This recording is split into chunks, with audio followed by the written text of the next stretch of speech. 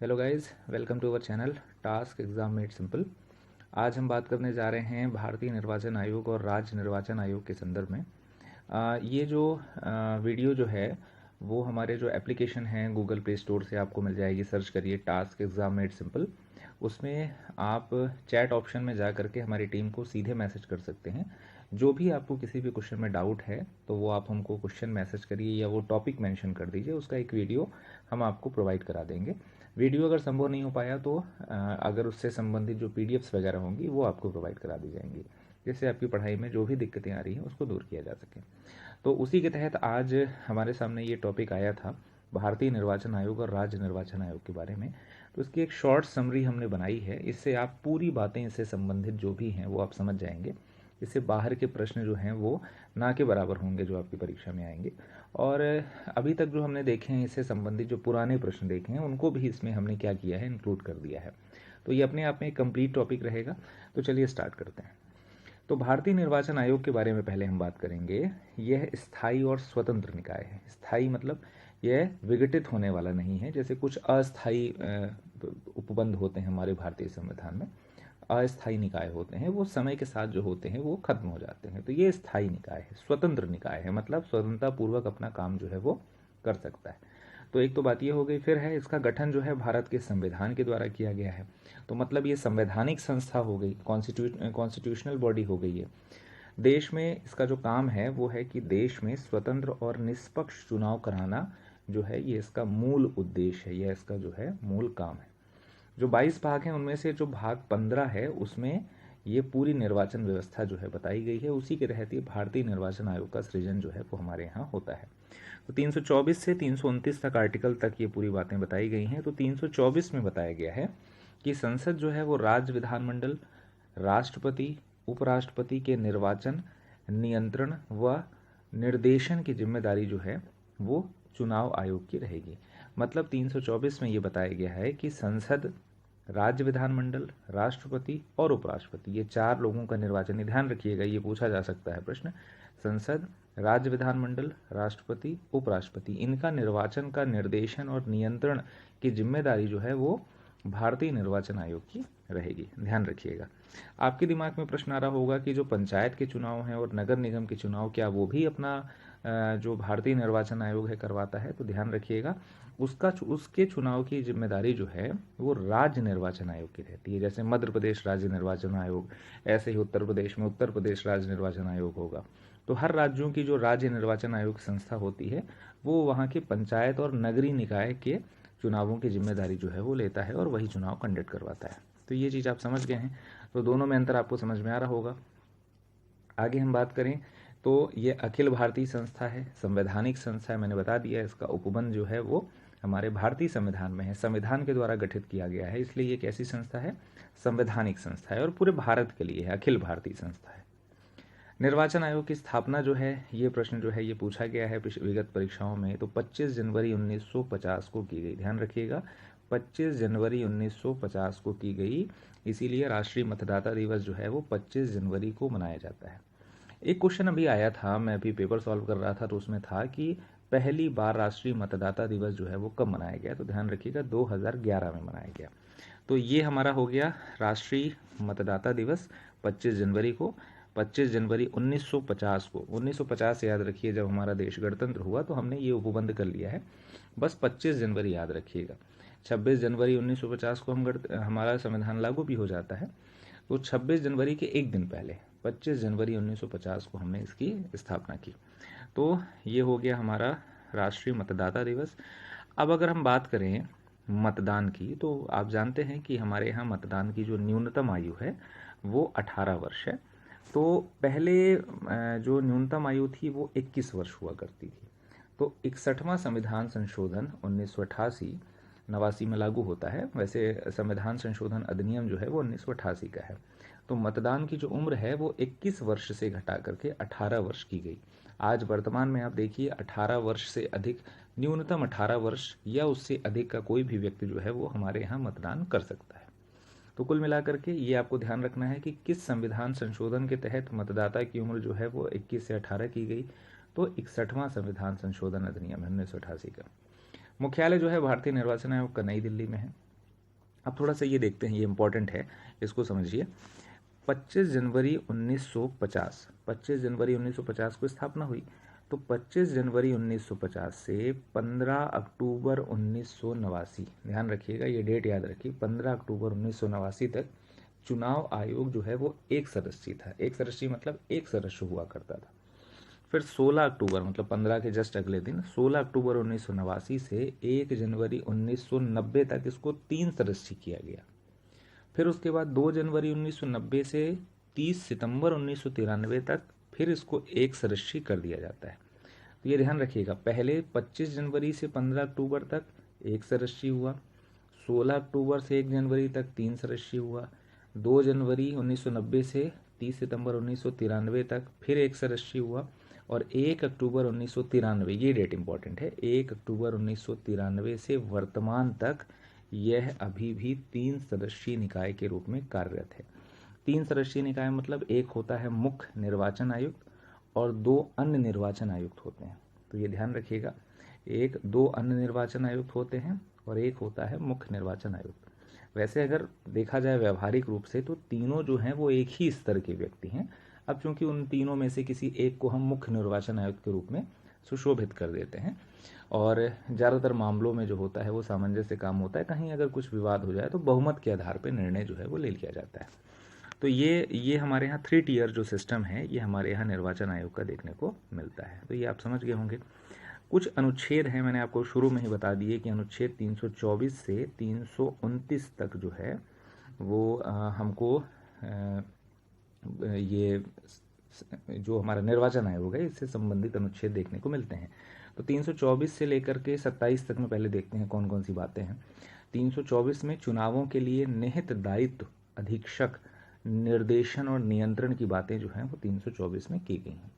325 में कहा गया है कि कोई भी व्यक्ति धर्म, जाति या लिंग के आधार पे किसी व्यक्ति विशेष को, है ना, धर्म, जाति या लिंग के आधार पे मतदाता सूची में शामिल न करने और मतदान के लिए अयोग्य नहीं ठहराने का प्रबंध जो है वो किया गया है। मतलब किसी भी व्यक्ति को आप किसी विशेष धर्म, जाति या लिंग के आधार पे आप उसको मतदाता सूची में शामिल होने से रोक नहीं सकते, या आप उसको मतदान के लिए अयोग्य आप मतलब ठहरा नहीं सकते।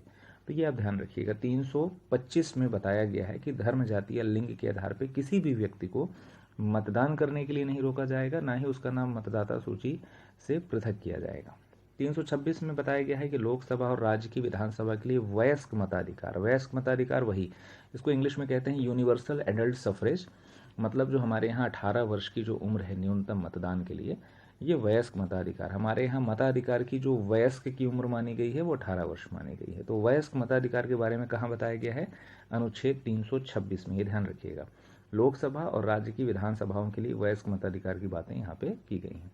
327 में कहा गया है विधायिका द्वारा चुनाव के संबंध में संसद जो है वो कानून बना सकती है। समय समय पे जो भी कानून बनते हैं संसद के द्वारा वो इसी अनुच्छेद के तहत बनते हैं।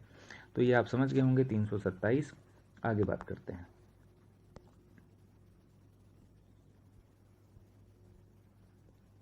आगे है आपका अगला अनुच्छेद 328।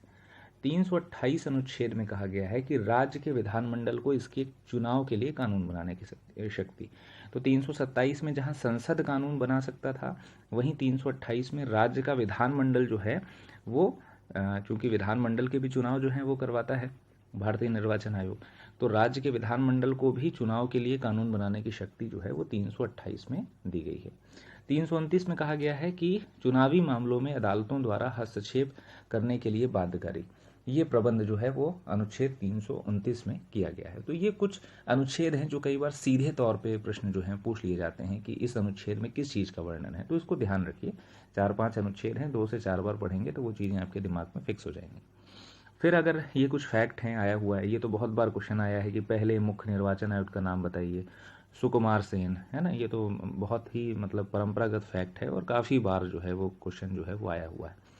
थोड़ा मैंने इस पे भी डीप जब एनालिसिस किया, बहुत सारे पेपर सॉल्व किए, तो कई बार ये भी पूछा गया है कि दूसरे मुख्य निर्वाचन आयुक्त का नाम क्या था, तो KVK सुंदरम जो है वो नाम था। तो दूसरा जब याद कर रहे हैं तो लगे हाँ तीसरा भी याद कर लीजिए, SP सेन।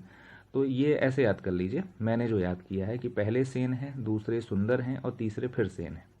ठीक है, ऐसे करके। तो वो सा सा सा जो तीनों लाइन से आ रहा है, तो चूंकि वहाँ पे अपने पास ऑप्शन आता है, तो ऑप्शन से देख करके वो चीज़ें दिमाग में क्लिक करेंगी। इससे ज़्यादा इम्पॉर्टेंट है कि वर्तमान में कौन है और अंतिम जो दो थे वो कौन थे। तो 21वें नंबर के थे अचल कुमार ज्योति, 22वें नंबर के थे ओम प्रकाश रावत और 23वें नंबर के हैं सुनील अरोड़ा। ये ध्यान रखिएगा, वर्तमान में है। इनके साथ सुशील चंद्र और राजीव कुमार की नियुक्ति अभी हुई है। सुशील चंद्र और राजीव कुमार जो हैं ये अन्य निर्वाचन आयुक्तों की भूमिका में हैं। तो आप देखिए 1 2 3 तीन सदस्यीय हमारे पास अभी निर्वाचन व्यवस्था जो है वो हमारे भारत की है। तो सुनील अरोड़ा वर्तमान में है 23वें नंबर के, ऑड नंबर है, ध्यान रखिएगा, क्योंकि ऑप्शन में आपके पास 21 22 23 24 सब रहेगा, या 22 23 24 25 ऐसा भी हो सकता है। तो ये ध्यान रखिएगा कि 23वें नंबर के सुनील अरोड़ा जो हैं वो अभी वर्तमान में मुख्य निर्वाचन आयुक्त हैं। फिर ओम प्रकाश रावत उनके पहले थे, उनके पहले अचल कुमार ज्योति थे। तो ये चीज़ आशा करता हूँ आप ये समझ गए होंगे। आगे देखते हैं, वर्तमान में राष्ट्रीय राजनीतिक दल जो हैं वो कौन कौन से हैं, ये भी प्रश्न जो है वो आता है। ये कुछ बीच बीच में मैंने फैक्ट जो हैं डाल दी हैं। अभी निर्वाचन आयोग से संबंधित जो कार्य हैं, शक्तियां हैं, उसको आगे देखेंगे। ये बीच बीच में मैंने फैक्ट इसलिए डाल दिए हैं क्योंकि ये सब परीक्षा में कई बार जो है प्रश्न आए हैं। तो राष्ट्रीय राजनीतिक दल जो हैं ये थोड़ा सा इसमें आपको मैटर जो है वो डिफरेंट मिलेगा कुछ किताबों में। कहीं कहीं मिलता है कि 7 राजनीतिक दल हैं और कहीं कहीं मिलता है कि 8 राजनीतिक दल हैं। कुछ लेटेस्ट जो है अभी साइट्स अपडेट हुई हैं, उसमें 8 राजनीतिक दल जो है बता रहा है। नेशनल पीपल्स पार्टी को भी उसने क्या किया है, इंक्लूड किया है। वैसे 7 राजनीतिक दल जो हैं वो देखने को मिलते हैं। और इलेक्शन कमीशन ने भी अभी नेशनल पीपल्स पार्टी का कंफर्मेशन आधिकारिक रूप से तो नहीं किया है ना, क्योंकि अभी तक किताबों में नहीं मिलता है। हालांकि प्रतियोगिता दर्पण की जो वार्षिकांक आई थी उसमें इसका कंफर्मेशन दिया था।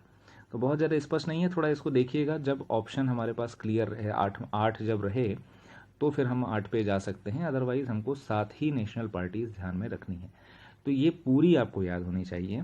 बीएसपी हो गई, जिसका जो नेशनल सिंबल है वो हाथी है, 1984 में इसकी स्थापना हुई।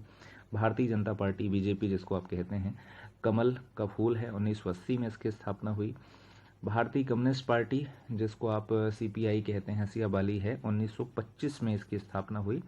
फिर भारतीय कम्युनिस्ट पार्टी मार्क्सवाद, पहले ये साथ में ही थे, बाद में फिर 1964 में ये अलग हो गए। हसिया हथौड़ा चांद जो है वो इसका चुनाव चिन्ह है। कहीं कहीं हसिया हथौड़ा भी मिलता है, तो बहुत ज़्यादा कंफ्यूज नहीं होना। तो 1964 जो है ये 64 में अलग हो जाते हैं, नई पार्टी सृजित हो जाती है।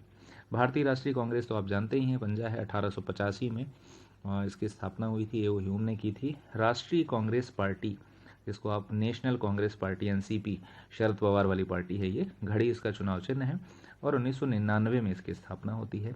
तृणमूल पार्टी, ये फूल और घास जो है इसका चुनाव चिन्ह है, 1998 में इसकी स्थापना होती है। 7वीं पॉलिटिकल पार्टी यही है, ध्यान रखिएगा।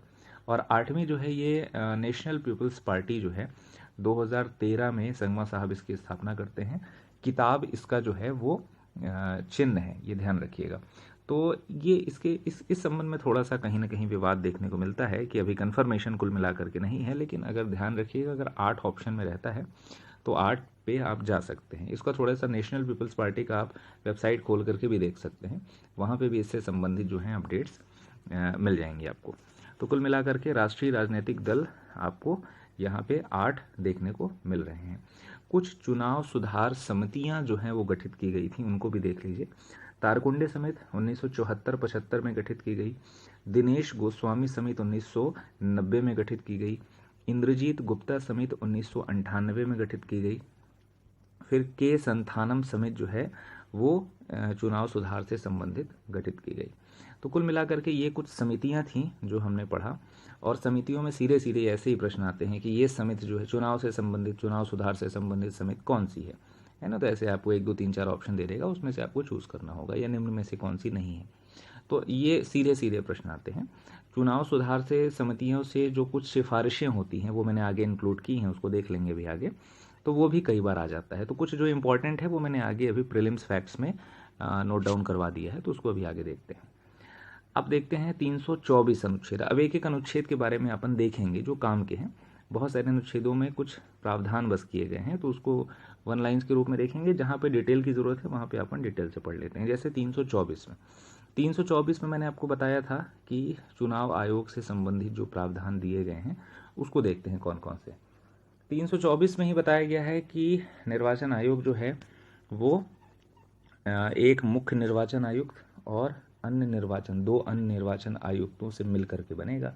तो एक मुख्य निर्वाचन आयुक्त हो गया और दो जो हैं अन्य निर्वाचन आयुक्त हो गया। मतलब स्तरीय या 3 टियर सिस्टम जो है वो हमारे निर्वाचन आयोग का देखने को मिलता है। नियुक्ति कौन करता है? राष्ट्रपति करता है, आपको मैंने पहले ही बताया। प्रादेशिक जो आयुक्त होते हैं, मतलब जो प्रादेशिक क्षेत्रों में जो आयुक्त बैठाए जाते हैं, इनकी नियुक्ति भी राष्ट्रपति ही करता है, ये ध्यान रखिएगा। लेकिन निर्वाचन आयोग की या जो हमारा जो निर्वाचन आयोग है, भारतीय निर्वाचन आयोग, इसकी सलाह पर करता है, ध्यान रखिएगा। अगर हम ये भारतीय निर्वाचन आयोग की बात करें तो सेवा शर्तों और पदावधि जो है वो राष्ट्रपति द्वारा निर्धारित की जाती है। जैसा कि मैंने आपको पहले भी बताया था कि मुख्य निर्वाचन आयुक्त और जो दो अन्य निर्वाचन आयुक्त हैं, इनके पास समान शक्तियां जो हैं वो होती हैं, ध्यान रखिएगा।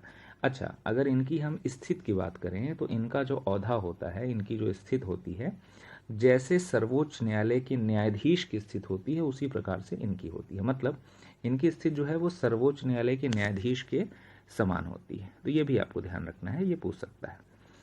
अब मुख्य निर्वाचन आयुक्त और अन्य निर्वाचन आयुक्तों के बीच अगर मान लीजिए किसी प्रकार का वैचारिक मतभेद हो जाए तो इसका जो निर्णय है वो आयोग जो है वो बहुमत के आधार पर करता है, ये ध्यान रखिएगा। कार्यकाल जो है वो 6 वर्ष या 65 वर्ष की उम्र तक होता है, ध्यान रखिएगा। यहाँ पे 6 लिखना मैं भूल गया हूँ, तो 6 वर्ष या 65 वर्ष की उम्र तक होता है। तो ये ऐसे कुछ प्रावधान हो गए जो 324 में बताए गए हैं। मतलब हमारे 324 में चुनाव आयोग से संबंधित जो बातें बताई गई हैं वो ये हो गई। 324 में ही बताया गया है कि जो निर्वाचन आयोग है वो स्वतंत्र और निष्पक्ष रूप से कार्य करेगा। उसके लिए निम्न उपबंधों का वो सहारा ले सकता है। यह निम्न उपबंध उसके लिए निर्देशित किए गए हैं। कौन कौन से उपबंध हैं उसको समझते हैं। पहला उपबंध है कि उन्हें उसी रूप से हटाया जाएगा जैसे उच्चतम न्यायालय के न्यायाधीश को हटाया जाता है, अन्यथा नहीं हटाया जाएगा। क्यों? क्योंकि मैंने आपको पहले ही बताया कि इनकी स्थिति जो है वो उच्चतम न्यायालय या सुप्रीम कोर्ट के न्यायाधीश के समान होती है। तो इनको उसी रीति से हटाया जाएगा जैसे हटाया जाता है उच्चतम न्यायालय के न्यायाधीश को। अच्छा, हटाने के पीछे भी कोई ना कोई आधार रहेगा, सीधे नहीं हटा सकते। इन्हें हटाने का आधार जो होगा वो क्या होगा? दुर्व्यवहार, या जिसको आप कदाचार कहते हैं, दुर्व्यवहार या अक्षमता। दुर्व्यवहार मतलब उसने गलत तरीके से आचरण जो है वो किया है उस संस्था के अंदर, या उसका वो किसी काम को करने में सक्षम नहीं है। जब ये दो आधार होंगे तभी जो है उसके ऊपर आरोप लगेंगे कि उसको हटाया जाए, और हटाने के लिए फिर एक प्रस्ताव लाया जाएगा।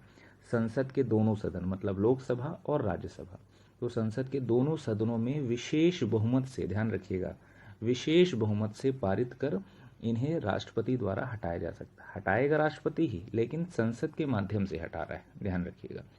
तो संसद के दोनों सदनों द्वारा विशेष बहुमत से, मतलब 2/3 बहुमत से अगर प्रस्ताव पारित हो जाता है इनको हटाने का प्रस्ताव, तो राष्ट्रपति फिर इनको पद से हटा देगा। तो ये चीज़ आप समझ के होंगे। अन्य निर्वाचन आयुक्त और जो प्रादेशिक आयुक्त हैं, इनको मुख्य निर्वाचन आयुक्त की सिफारिश पर ही हटाया जा सकता है। हटाया इनको भी ऐसे जाएगा, लेकिन ध्यान रखिएगा जब मुख्य निर्वाचन आयुक्त सिफारिश करेगा तभी हटाया जाएगा। तो ये चीज़ आप समझ गए होंगे। आगे बात करते हैं।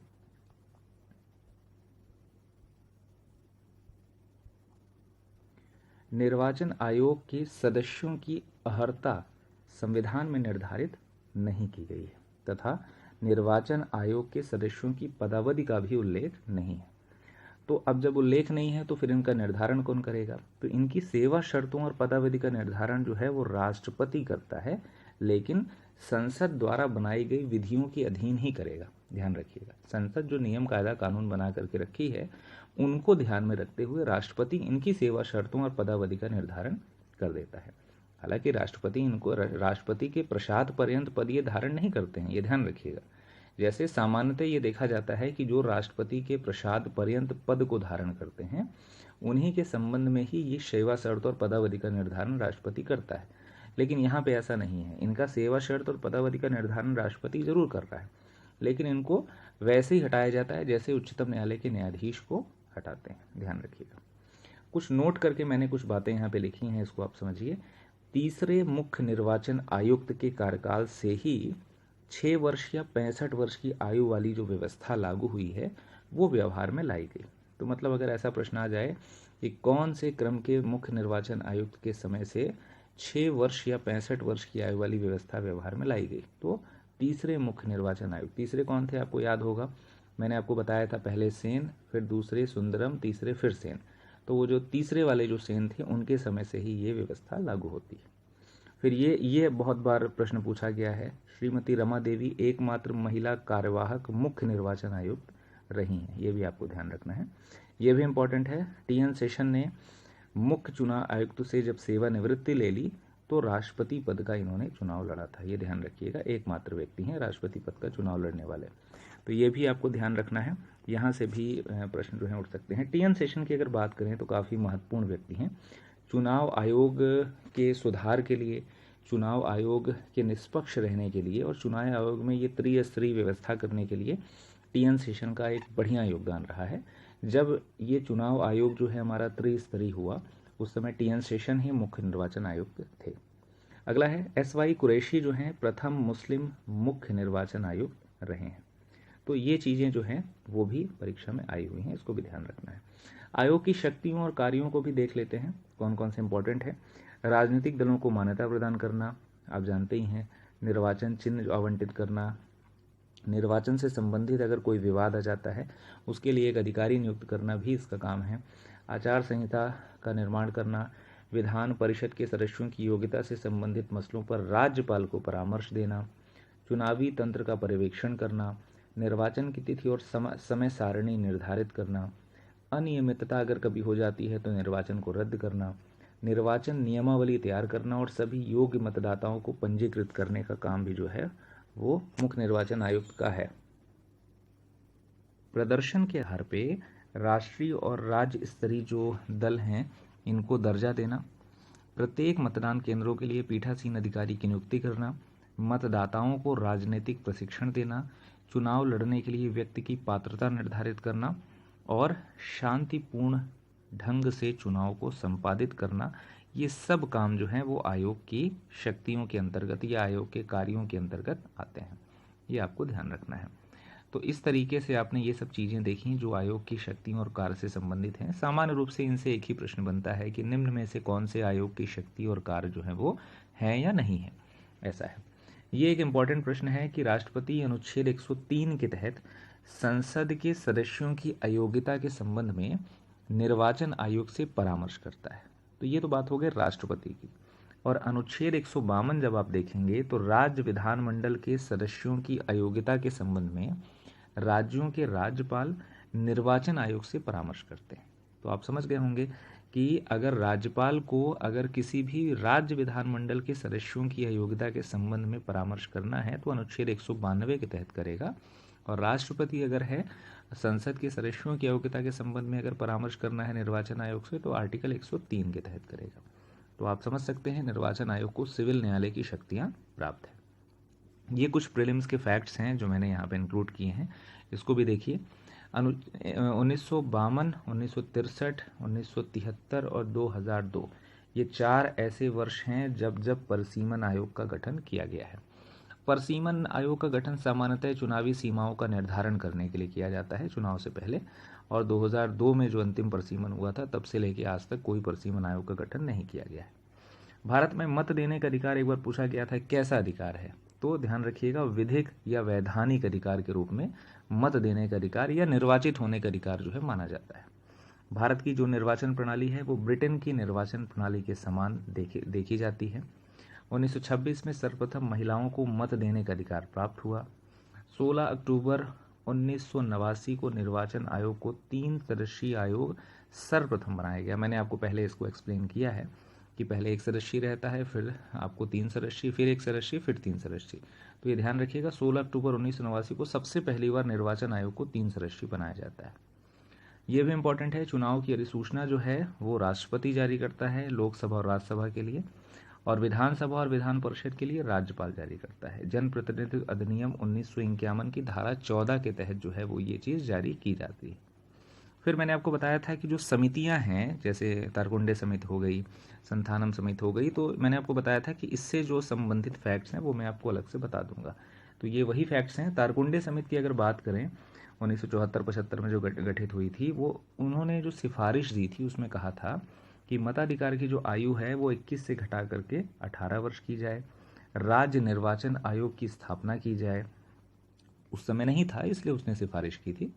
चुनाव आयोग को बहुसदस्यीय बनाया जाए, मतलब जैसे आज उस समय एक सदस्य था, तो मतलब ये था कि एक से अधिक सदस्य होने चाहिए। और रेडियो तथा दूरदर्शन पर प्रचार के लिए समय दिए जाने की इन्होंने बात की थी। तो तारकुंडे समिति ने ये सब बातें की थी।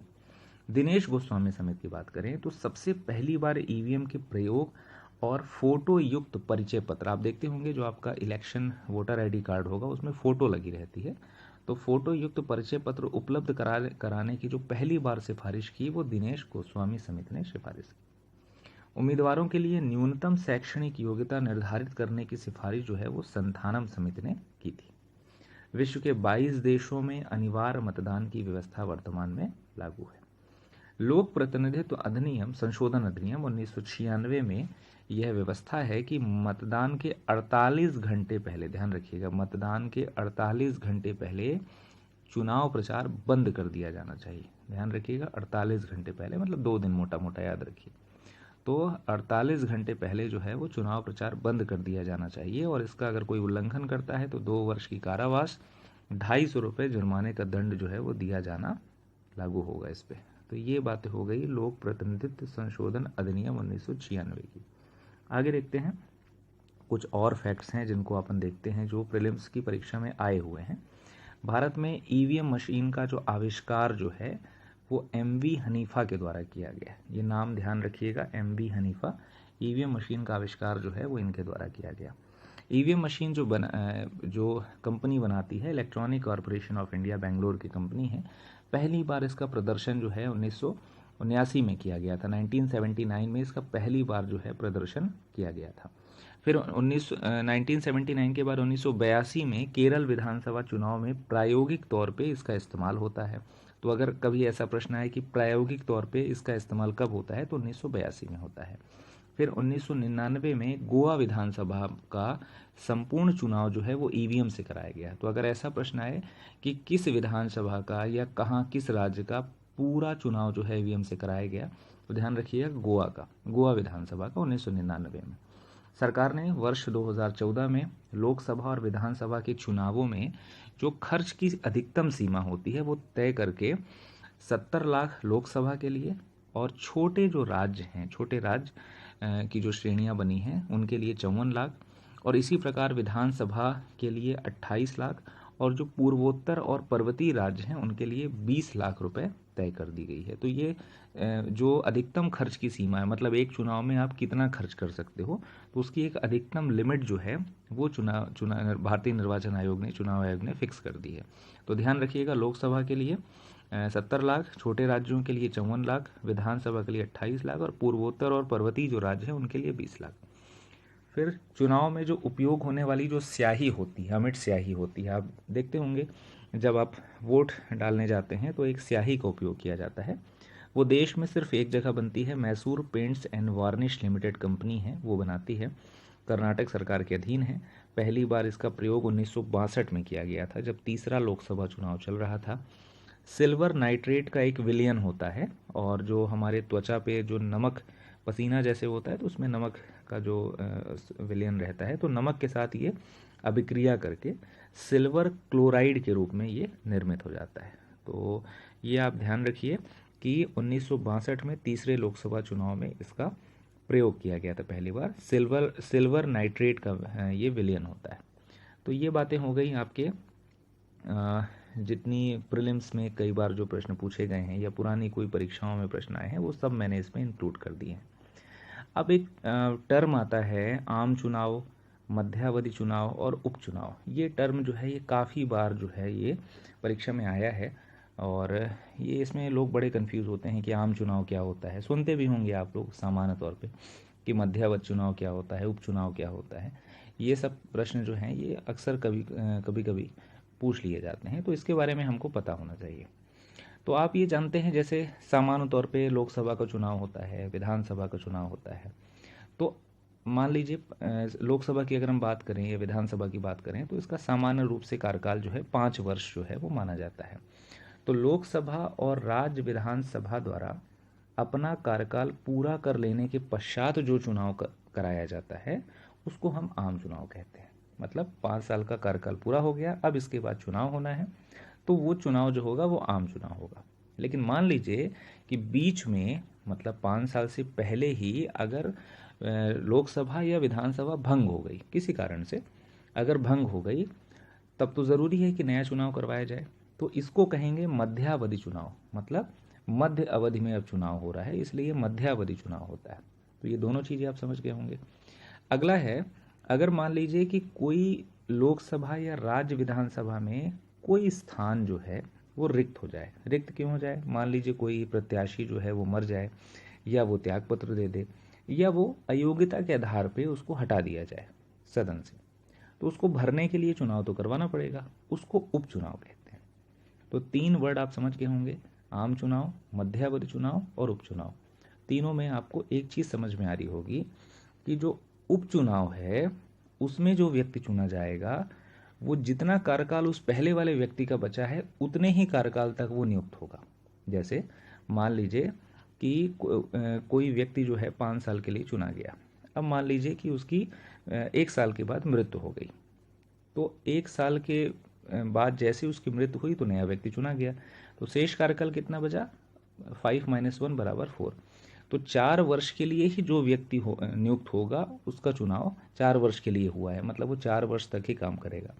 तो आप ये चीज़ समझ गए होंगे कि उपचुनाव में चुना जाने वाला जो प्रतिनिधि है वो शेष कार्यकाल के लिए चुना जाता है। लेकिन ये चीज़ आम चुनाव और मध्यावधि चुनाव में नहीं होती। आम चुनाव और मध्यावधि चुनाव में जो भी प्रतिनिधि चुना जाता है वो अपने पूरे कार्यकाल के लिए, मतलब जब से उसका समय चालू होगा तो 5 वर्ष के लिए वो, अगर 5 वर्ष तक सदन चलता है तो 5 वर्ष के लिए ही वो चुना जाएगा। ये चीज़ आपको ध्यान रखनी है, बारीक सा अंतर है दोनों में। ये तो बात हो गई चुनावों की। अब अगर हम मध्य प्रदेश राज्य निर्वाचन आयोग की बात करें तो इसका गठन जो है वो 1 फरवरी 1994 को होता है। उद्देश्य आप जानते ही हैं, मध्य प्रदेश में स्वतंत्र और निष्पक्ष चुनाव के वातावरण को मजबूत बनाए रखने के लिए उपाय करना है इसका। और आप जानते हैं कि जैसे जो हमारा जो भारतीय निर्वाचन आयोग है वो संसद का, राज्य विधानमंडल का, राष्ट्रपति का और उपराष्ट्रपति का चुनाव करवाता है भारतीय निर्वाचन आयोग, उसी प्रकार से हमारा जो राज्य निर्वाचन आयोग है वो हमारे पंचायतों का और नगरीय निकाय जो हमारे होते हैं उनका चुनाव करवाता है। दोनों ध्यान रखिएगा, बहुत फेमस क्वेश्चन है, बहुत बार आया हुआ है। पहले जो निर्वाचन आयुक्त थे वो NV लोहानी थे, 1994 से 2000 के बीच में थे ये, और पहले सचिव जो हैं वो प्रकाश चंद्र थे। ये भी क्वेश्चन। राज्य निर्वाचन आयोग का गठन जो है वो एक सदस्यीय संरचना से होता है, जिसमें राज्य चुनाव आयुक्त सम्मिलित होते हैं, जिनकी नियुक्ति राज्यपाल द्वारा होती है, और इनकी सेवा शर्त, पदावधि, ये सब जो हैं राज्यपाल ही निर्धारित करते हैं। त्यागपत्र किसी भी समय ये राज्यपाल को दे सकते हैं। कार्यकाल समाप्त होने से पहले भी इनको हटाया जा सकता है, जैसे उच्च न्यायालय के न्यायाधीश को हटाया जाता है। तो आप समझ गए होंगे इनका जो दर्जा है वो उच्च न्यायालय के न्यायाधीश के समान होता है। तो राज्य निर्वाचन आयोग का दर्जा कैसे होता है? उच्च न्यायालय के न्यायाधीश के समान। तो आपको ये चीज़ समझ में आ गई। अगर हम इनके कार्यों की या शक्तियों की बात करें तो जैसे आपने देखा था भारतीय निर्वाचन आयोग के संदर्भ में, वहाँ पे संसद, राज्य विधानमंडल और इनके संदर्भ में बात हो रही थी, राष्ट्रपति और उपराष्ट्रपति के संदर्भ में। यहाँ पे पूरी बातें जो होंगी वो पंचायत और नगरीय निकाय के संदर्भ में होंगी, तो ये आपको ध्यान रखना है। बस पूरी वहाँ शक्तियों को यहाँ पे नगरीय निकायों के संदर्भ में देखिए तो आपको ये चीज़ समझ में आ जाएगी। बाकी लगभग पूरी शक्तियाँ वही रहती हैं। तो ये चीज़ आप समझ गए होंगे।